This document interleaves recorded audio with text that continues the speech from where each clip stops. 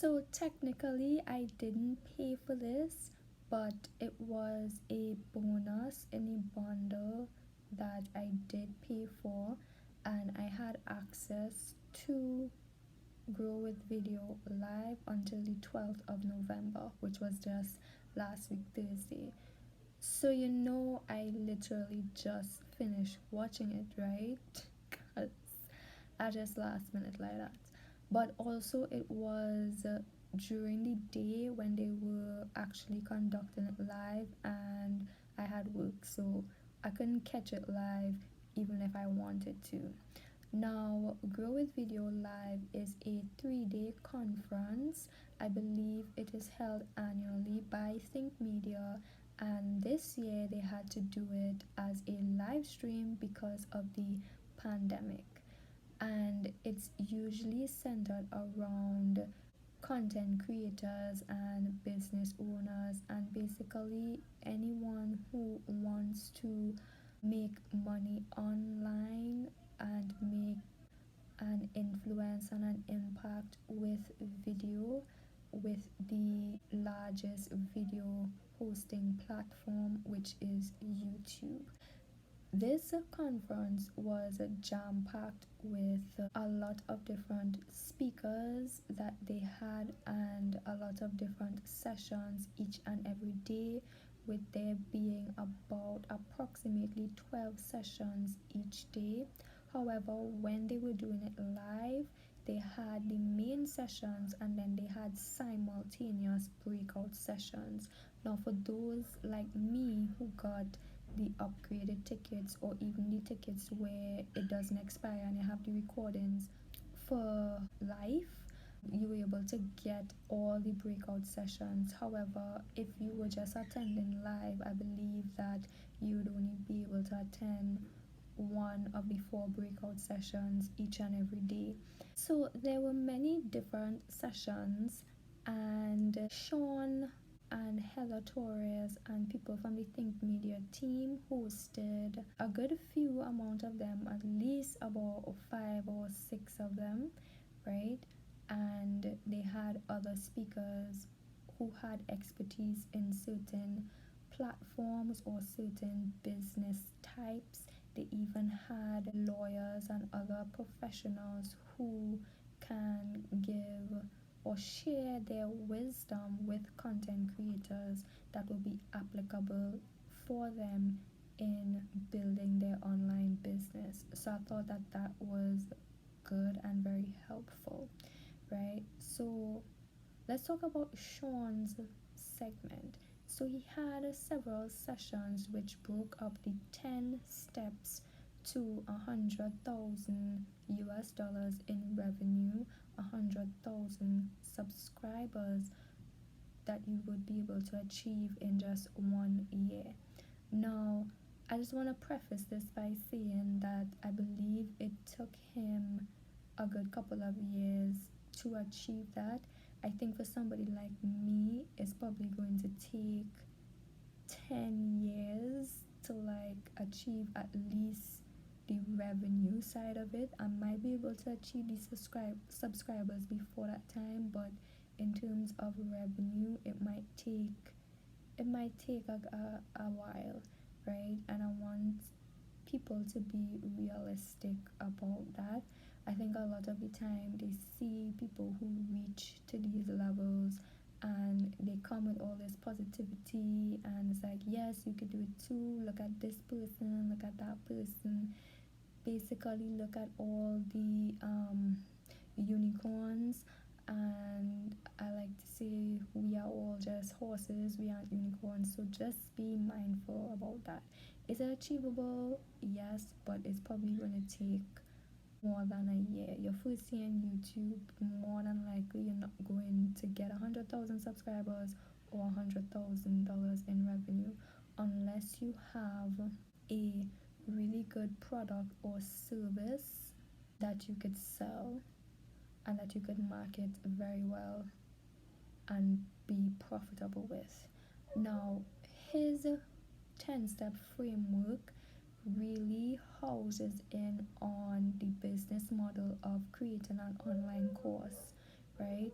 So I know that that is one of the most successful ways he has been able to generate money. But again, I want people to really think about what business model would work for you, because a more traditional business model that you just want to put online is still very feasible. And if you think about it, not everybody could just go out there and put together information in a course online and sell it. Then we all just selling each other information. We need to sell services and products. That's how the real world works. Yes, we go and we get education, but that is just one part of life. And yes, there are schools that has been functioning throughout time, but again, we don't want to perpetuate that this is the only thing that an online business should be, right? Because that's the biggest thing that I see a lot of people pushing. I assume mainly because you just make the course once and it just keeps making money for you and it's very scalable.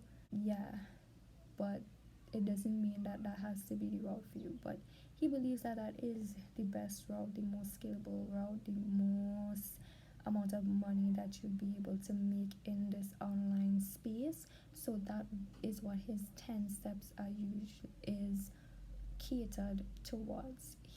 So he also brought on other people who have the same business model, but there are other speakers who had a regular business.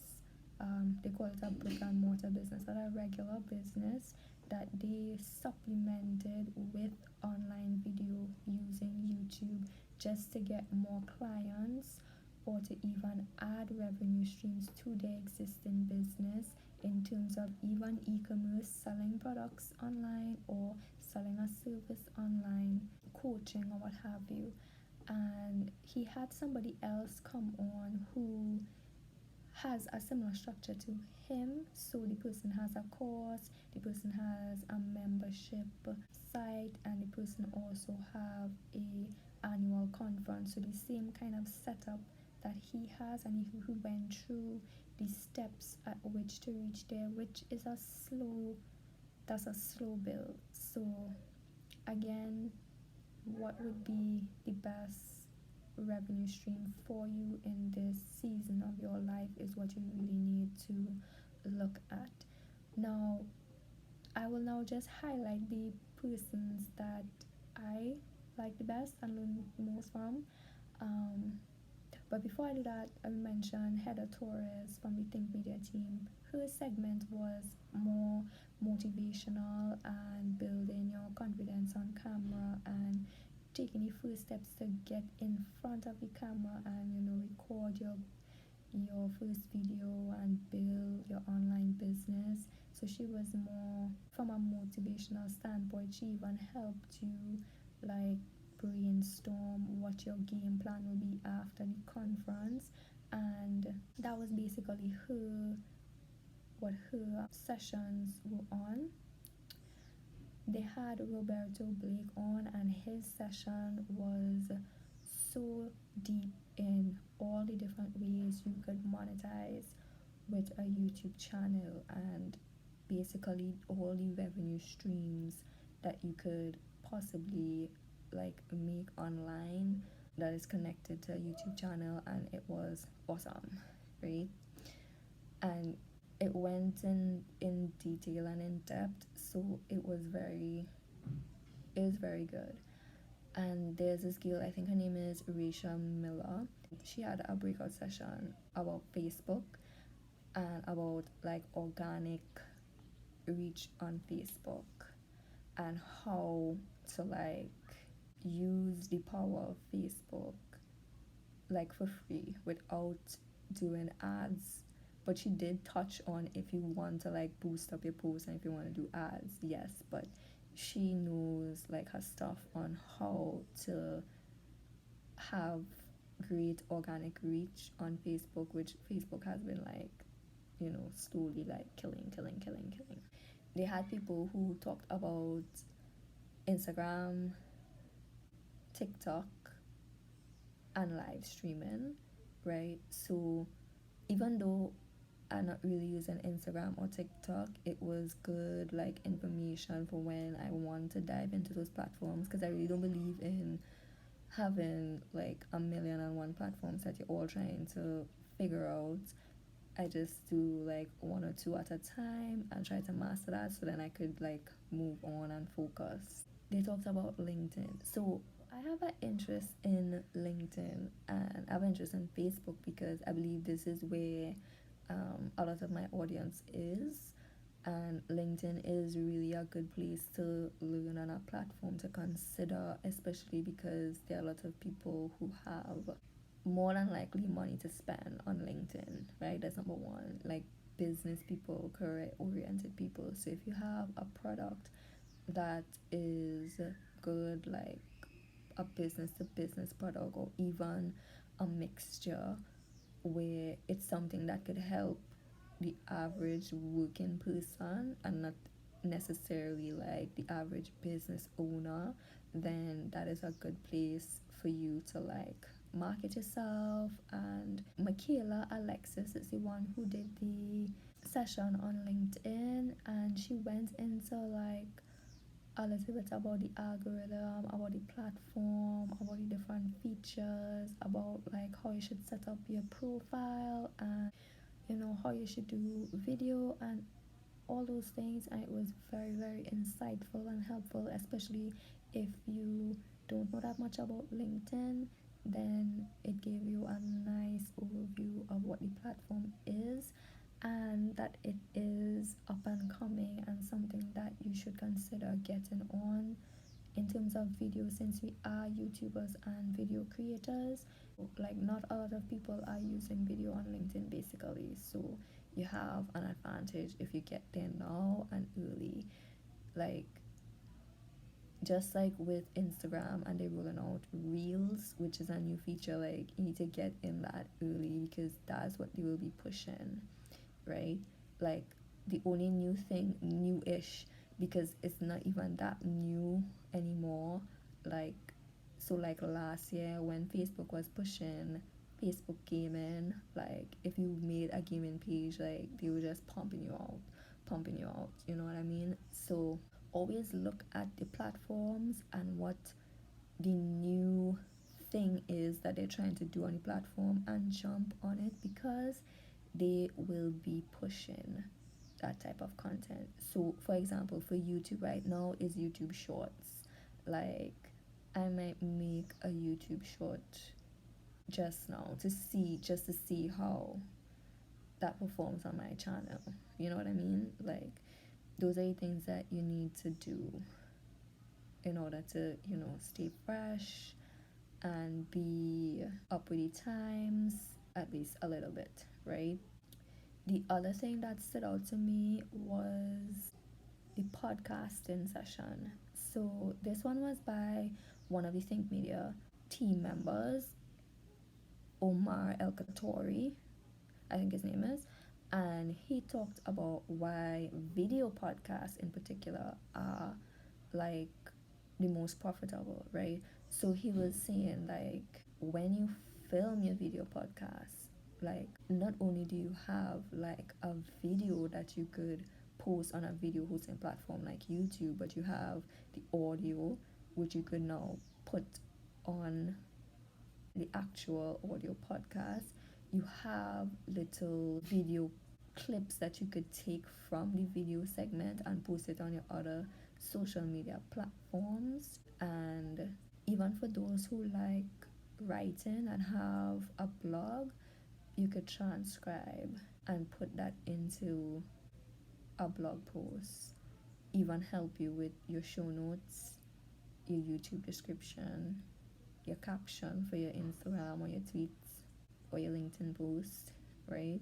So all these things could be working together for repurposing, right? And even talk about like batch creating. Now, this is something that is, you know, like you've heard this before, right? And Trina Little from the YouTube channel Tips with Trina, she talks about it. She talks about repurposing your YouTube video your YouTube content across different platforms and batch producing, right? So it is something that I see the value in doing. However, I'm a person that I want to have different things on different platforms. I don't know about you, but like it just has to be just a little different, you know?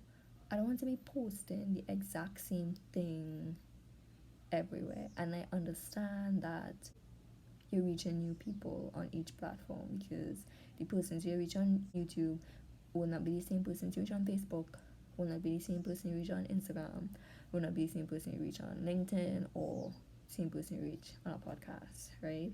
I understand that, but just for me, I'm like, I love it when I watch a YouTuber and they're like, okay, go subscribe to my podcast, and I'm getting like fresh content. Like I'm getting something new that I never heard her talk about before on her podcast. So it's like something new that I'm not getting anywhere else. Maybe there's overlap somewhere, but it's not like I'm just watching or I'm just listening to her video in audio form. You know what I mean? Like, yeah.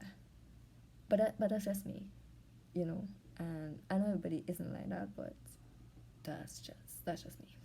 So I would love to do a podcast, but I have again a different idea for it. It would definitely be like more of a discussion, more of a like answer questions or like common questions or common mistakes that people make. And I'll be like later down in my career when I actually have some sound business advice to give you, because I would have had my business for about a couple of years, right? Can't really do that right now, so I won't.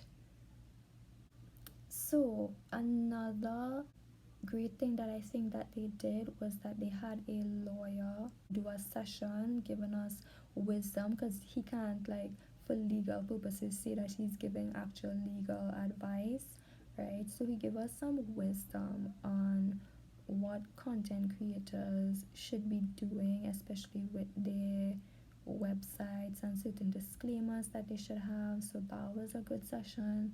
They had Pat Flynn do a session with us about superfans and how to know well what a superfan is, and also how to structure your content and your business in order to attract superfans.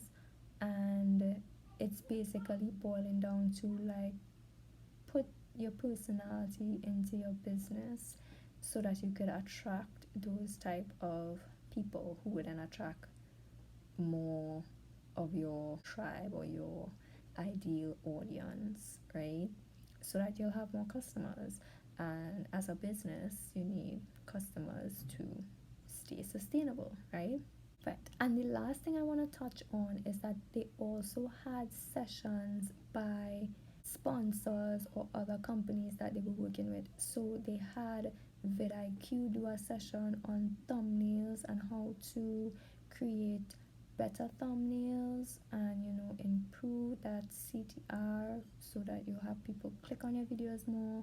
They had sessions with InVideo and how to make videos with InVideo the platform or the software, the website, and how it is really user friendly and quite easy to create even videos from all their stock footage, stock images, stock music, and they have a lot of templates to do all of that for you. And they also have 24-hour support. And also they had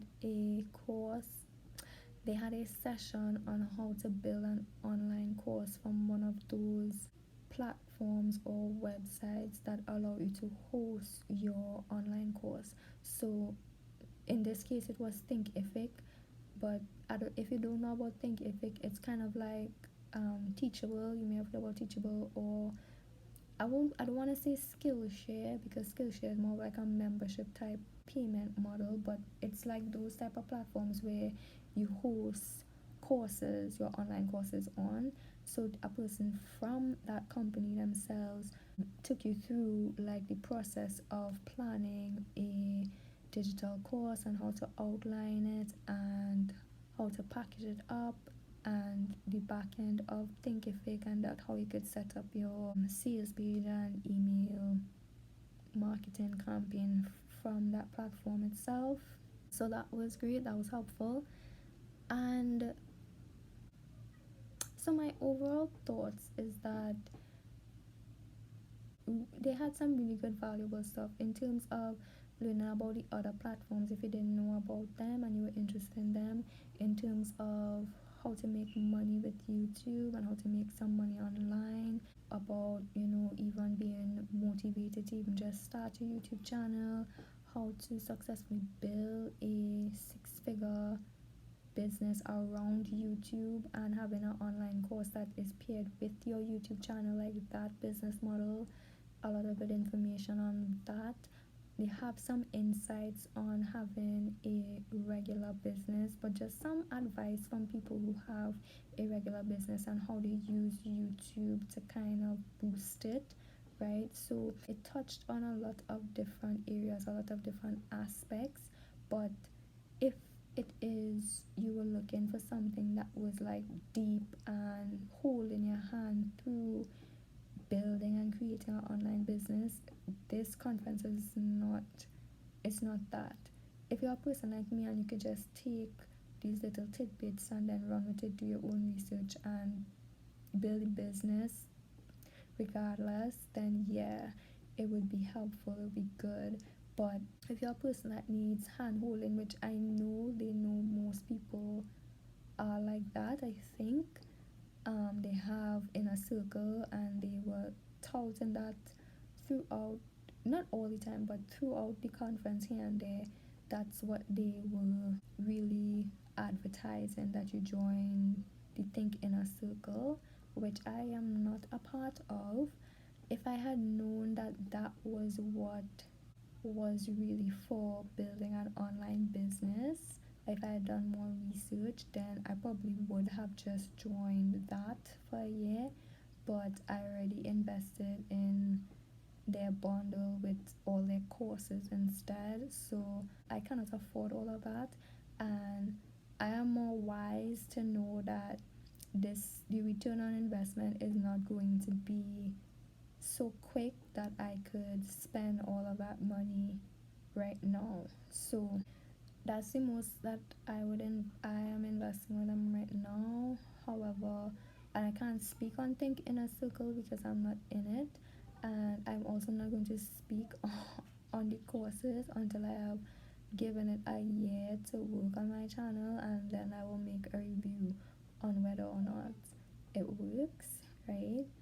So in the meantime, you could watch these videos right here if you want to see some more reviews on YouTube courses or coaching challenges, conferences, anything that I can get my hands on. I would review it and tell you how valuable it is, or at least my honest opinion about it.